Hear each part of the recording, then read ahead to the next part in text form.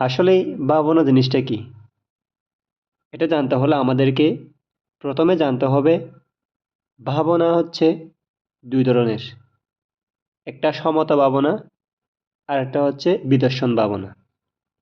এই দু ধরনের ভাবনা আবার কায়িক ও বাসনিক সদাচারের উপর সম্পূর্ণ নির্ভরশীল।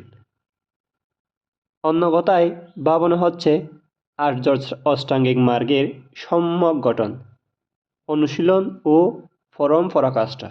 সেই আর্য অষ্টাঙ্গিক মার্গ হচ্ছে সম্যক দৃষ্টি, সম্যক সংকল্প, সম্যক বাক্য, সম্যক কর্ম, সম্যক জীবিকা, সম্যক প্রচেষ্টা, সম্যক স্মৃতি ও সম্যক সমাধি। তার মধ্যে সম্যক দৃষ্টি ও সম্যক সংকল্পকে একত্রে বলা হয় প্রজ্ঞা শিক্ষা। বুদ্ধ আবার সম্যক দৃষ্টিকে দুই ভাগে ভাগ করেছেন। একটা হচ্ছে বিদর্শন সম্যক দৃষ্টি, যেটাকে পালিতে বলে বিপাসনা সাম্মাদিট্ঠি, এবং আরেকটা হচ্ছে মার্গ সম্যক দৃষ্টি, অর্থাৎ পালিতে মাগ্গা সাম্মাদিট্ঠি।